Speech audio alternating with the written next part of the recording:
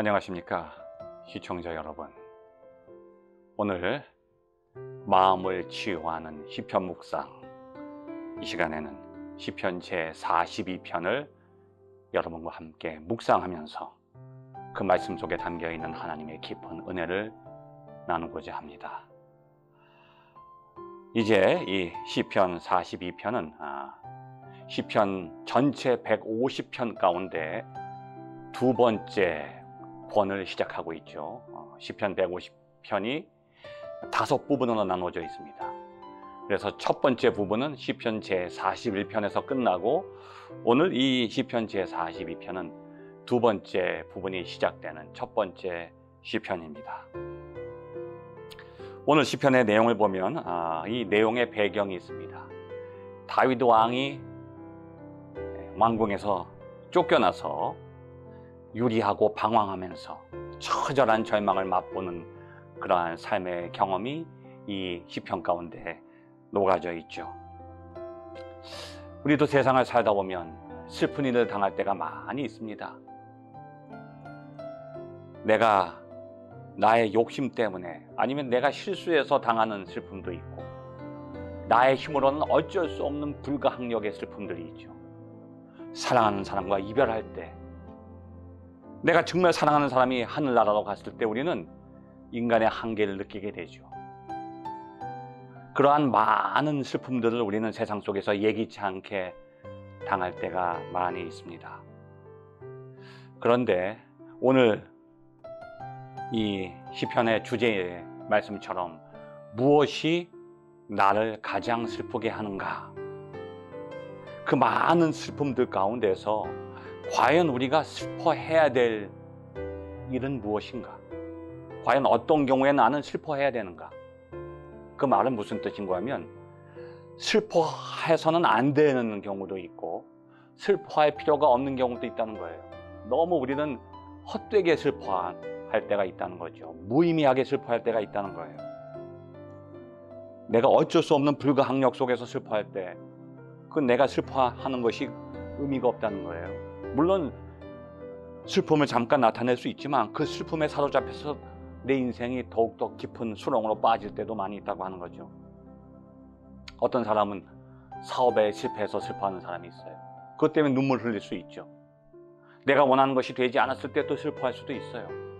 그런데 오늘 본문에 보면 이 시편 기자는 우리에게 거룩한 슬픔에 대해서 말하고 있어요. 성결한 탄식에 대해서 말하고 있죠. 그 슬픔이 아주 고귀한 거예요. 그 슬픔이 나를 처절한 절망으로 떨어뜨리는 것이 아니라 그 슬픔이 나를 회복시킬 수 있다고 하는 거죠. 오늘 본문의 말씀을 가만히 읽어보면 이 시편 기자는 자신이 당한 슬퍼할 수밖에 없는 상황과 형편보다도 내가 지금 성전에서 하나님을 예배하지 못하는 것을 가장 애통하고 슬퍼하고 있습니다. 성전에서 주님을 만나지 못하는 것을 가장 고통스러워하고 슬퍼하고 있어요. 이게 바로 거룩한 슬픔, 성결한 탄식이라고 할 수가 있는 겁니다. 우리가 우리 자신을 위해서 슬퍼하는 것은 어떻게 보면 무가치할 수가 있어요. 그것이 나에게 아무런 도움을 주지 못하죠. 우리는 많은 눈물을 흘리는데 내 욕심 때문에 흘리는 눈물들이 많아요. 내 욕심이 채워지지 않을 때 그것 때문에 막 한탄하면서 슬퍼하죠.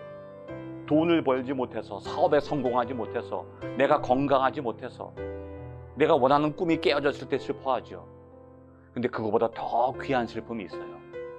하나님 앞에서 눈물을 흘리는 거예요. 그 눈물은 결코 헛되지 않다고 하는 거죠.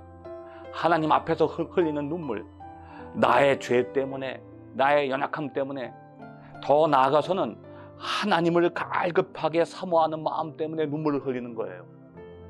하나님의 임재를 느끼지 못하고, 하나님이 나를 버리셨는가, 하나님이 나를 떠나셨는가, 목마른 사슴처럼, 여기 1절 말씀처럼 사슴이 시냇물을 찾기에 갈급한 같이 내 영혼이 주를 찾기에 갈급하니이다. 하나님을 사모하는 심정으로 하나님 앞에 흘리는 그 눈물을 하나님 아주 귀하게 보십니다. 그 눈물을 하나님께서는 병에 담으시죠. 내가 잊어버려도 하나님은 그것을 기억하신다고 하는 거예요. 그리고 그 거룩한 눈물은 결코 헛되지 않다는 거죠. 3절 말씀 보면은 이 시편 기자 다윗은 사람들이 나를 조롱하는 것 때문에 너무 괴로워서 우는 게 아니라 하나님이 조롱당한 것을 슬퍼하는 거예요. 내가 비난받는 게 아니라 여기 본문 말씀 보면 사람들이 종일 내게 하는 말이 뭐냐? 너의 하나님이 어디 있느냐? 네가 그렇게 의지하던 하나님이 널 버렸다. 하나님을 조롱한다는 거예요. 하나님이 모독당하는 것을 너무 슬퍼하는 거예요. 그 슬픔은 이미 다윗이 어린 시절 골리앗 앞에 섰을 때 자기도 골리앗이 두렵지만 생명을 걸고 골리앗 앞에 나갔던 게 뭐냐면 너의 하나님이 어디 있느냐? 골리앗이 다윗을 조롱하는 것이 아니라 다윗의 하나님을 조롱할 때 내가 가장 사랑하는 하나님이 조롱당하는 것을 견디지 못하는 거예요. 그 힘을 가지고 골리앗과 싸우러 나갔죠. 그 어린 다윗의 모습을 하나님께서 너무나도 귀하게 여겨주셨던 것이죠. 오늘 저의 특강의 주제처럼 과연 여러분이 가장 슬퍼하는 것이 무엇입니까? 무엇이 여러분을 가장 슬프게 만들고 있습니까? 그 슬픔 속에 여러분의 삶이 결정된다고 하는 거예요. 내가 헛된 것 때문에 슬퍼하고 있을 때, 다 썩어질 것 때문에 슬퍼하고 있을 때 그 슬픔은 나에겐 무가치하고 무의미합니다. 그러나 내가 영원한 하나님을 바라보고 그분을 사모하는 마음을 가지고 애타게 하나님을 찾는 마음이 나를 슬프게 할 때 그 슬픔은 결코 헛되지 않는다고 하는 것이죠. 반드시 그 사람은 하나님께 응답을 받을 수 있고 하나님을 만날 수 있다고 하는 것입니다. 그래서 여기 6절부터 10절까지 내용을 보면 이 시편 기자는 하나님의 부재를 경험하고 있어요. 하나님 어디 계십니까? 이건 뭐냐면 하나님이 안 계신 게 아니라 하나님을 간절히 만나고 싶어서 사모하고 있는 거예요. 그런 마음을 가지고 끝까지 하나님을 찾을 때 11절 말씀 보면은 비로소 하나님을 만나게 되는 거예요.